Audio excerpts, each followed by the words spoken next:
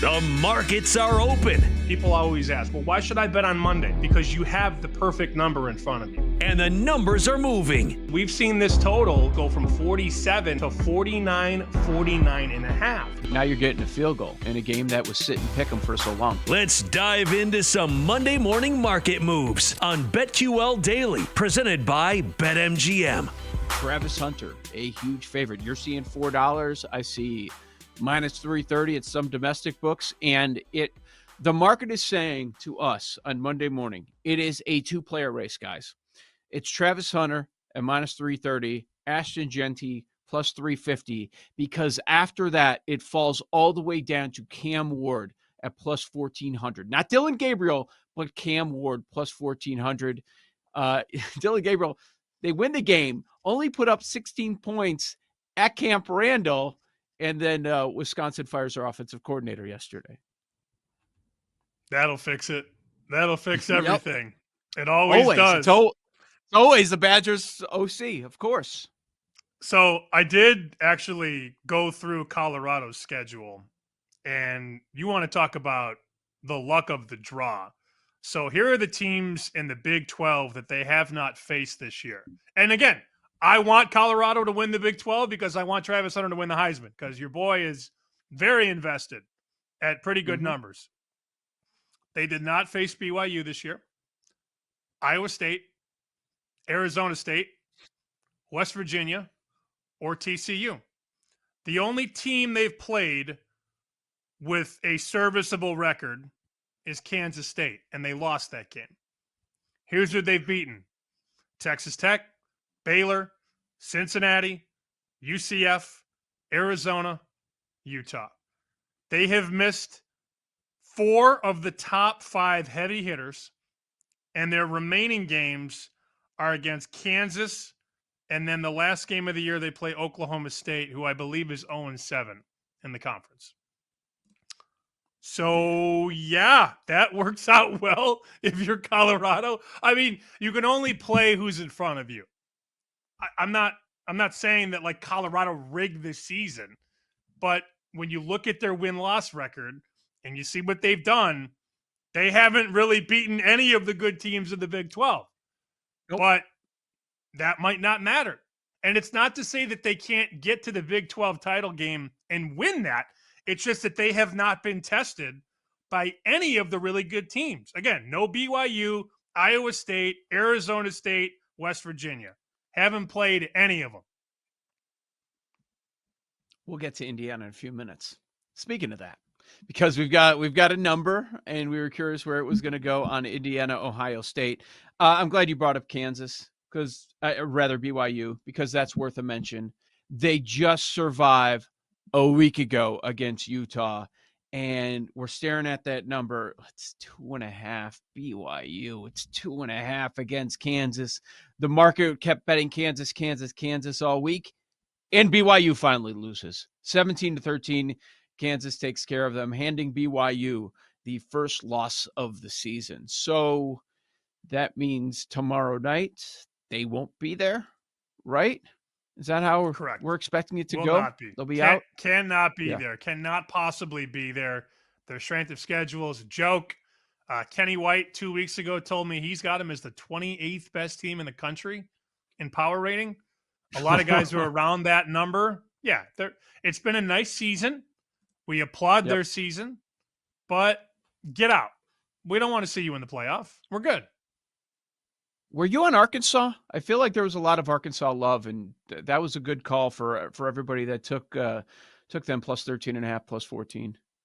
I did have them and the Steelers. Those were nice results. The rest were not. Okay. Boy, Brian Kelly, you want to talk about taking a tumble. I mean, things were looking sunny for him. And then all of a sudden, now you lose to Florida. Now you lose to the Gator. 6-4 now. Things turn quickly in the SEC. Life gets very hard, and all of a sudden 1 turns into 2, 3, 4 losses. Boom. Just like that. Punch in the mouth. Damn. Look, hey, we just talked about how easy Colorado's schedule has been. Can we give Billy Napier some credit this year? because Yeah, coming into the sure. season, we were saying how tough their schedule was and they're going to be brutal. Everybody. Lagway is a star in the making, their freshman quarterback who did come back and play. He had the hamstring injury that kept him off the field against Texas. So their losses this year, Miami, Tennessee, Texas A&M, Georgia, Texas. Yeah. Those And could the all Tennessee be one, playoff teams. the Tennessee one on the road in overtime.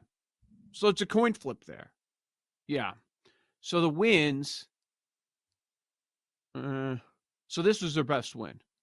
Kentucky win's not bad. Like Kentucky has surprised people at times this season. But now we were all talking about, oh man, they killed them with the schedule, Georgia, Texas. But you win that LSU game, and now all of a sudden it's different. You have Ole Miss and Florida State. So Napier's probably going to finish 6-6 on the year. That is a huge success for the expectations. Yeah, big time. Yeah. Big time. I mean, they're going to wipe Florida State on the 30th. Ole Mhm. Miss is a different story though. So let's pull that game up and see how it's moved so far. Because you got the home game. Circa opened up Ole Miss at -9. It ticked up to 10, then 10.5, and then they came in and took the points. So it got knocked through 10 and then came right back. Current number 9.5 basically everywhere. MGM has 9.5. There was an appetite on Sunday night to come in and take Florida at home plus double digits. Man, yeah. Took a while, but people are backing them. That's interesting. So, okay, the one we've been waiting for weeks now. Let's talk about it. On the Game of the Year line a few weeks ago, you could have found Ohio State 9.5. We were saying there's no way that's going to be the number. Indiana's on bye this weekend. Ohio State takes care of business against Northwestern at Wrigley Field. They did not cover, but, it was a slow start to the game, and then they showed you why they're so much better than the Wildcats. So Ohio State wins. They do not cover the 28 in the hook, but it was a comfortable win for them. It is 11.5. There were some 10.5s on Sunday afternoon, but it's Ohio State at home minus 11.5 against Indiana, total 52 in the hook. I told you, I think my true number is closer to 14. It's not 14 because, that's a whole different ball game to go from 12 to 14. I think it's probably 13 at this point in time. I don't know that there's much of an edge. There will be a lot of people that don't care, and they're going to take the points no matter what. So this open in Vegas, again, one book opens all these numbers on Sunday afternoon. It opened 12. Okay? So after that, within 2 minutes, it goes to 11. Goes down from 12 to 11. Then at 9:30 Eastern this morning, it shoots all the way out to 13. All right. So first move towards Indiana, first real move towards Ohio State. Because there is some dummying going on. There's some setup, of course. People want to get to the number that they really want, and then pow. From 12 to 11, and then 11 to 13. And then what happens? Somebody sees 13 and goes, that's a big number, and takes 13. So here we sit right now, 11.5, 12. That's where the market's at. So basically right where we sort of opened. Circa 12, Pinnacle 12, MGM 11.5. The total hasn't really budged, 52, 52.5. Man, I want Indiana to play a really good game so bad. So bad. I'm a little nervous, though. I'm a little nervous for Indiana this Saturday. I am. I mean, let's just be real about it. This is the toughest game of their season, and it's not even close. You can't really run on Ohio State. You can't really throw on Ohio State. They're going to need Cignetti to coach this thing up and do damage on Ryan Day. We know he's aggressive. I imagine we're going to see a couple times in this game they go for it on 4th and 2, 4th and 3. They're going to need stuff like that. They're going to need to have a lot of things dialed up for the right moment. The one thing we know is that Indiana will be prepared for this game. I think it's been the first season in a very, very, very long time where you felt good, and Gertch is in the chat right now running our video on the show. This has to be maybe the first time ever Indiana has been excited about the coaching matchup in the game. I can't recall, maybe when Corso was there. And even then, like, you don't really know if they were excited to go up against, Woody Hayes.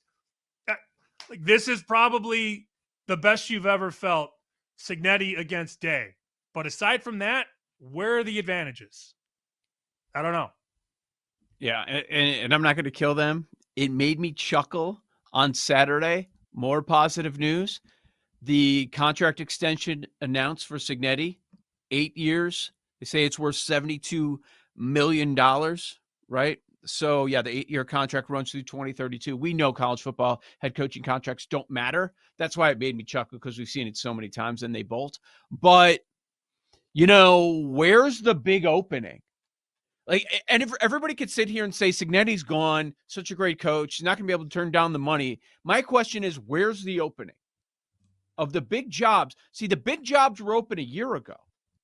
There was a big hiring cycle last year, but where are they now? Because a lot of guys just got paid. Even the ones that are struggling, they just got paid. Florida State just gave them a big deal based off of last year, and now it's a disaster. So, if it's a different contract situation, we could talk about Florida State, but you just gave them the extension. So I'm glad you brought that up, because this morning I did pull up the top 25 in the preseason. All right, let's look at what the expectations were in the preseason and what the teams did. And the one that I thought was very obvious, I don't even know his contract situation right now, but Michigan. I mean, yeah. Stay in the Midwest. That's the one. Like, if I'm Michigan and I see that Sharon Moore take my team to 6-6, that's my first phone call. That's it. That's the one. I'm calling Cignetti or his agent or whatever. I mean, Oklahoma, I guess, but you're right. Venables just got a huge deal, and his payout is exorbitant. I don't think Sharon Moore has, I don't know his contract situation. Oh, okay. I'm reading million. 5. He's out. 5 years, $30 million. Get out, dude. Get out. You suck. You're not. No. Done. If I'm Michigan, that's my first phone call. No ties to Harbaugh. You don't have to keep Harbaugh's guy anymore. We're a year removed. We got what we wanted. We don't need to continue down this road. Look at what he's doing in Indiana with those resources. What's he going to do here? And maybe we have our lifetime guy, I hope he doesn't leave, though. Guy. I hope he stays in Bloomington. I don't want him to leave. I hope he stays there. They deserve it. But we live in reality. There. Yes. I agree. How much money can Michigan offer? They're already offering this recruit millions of dollars in NIL money to try and flip him. They got the money. They have the money in Michigan.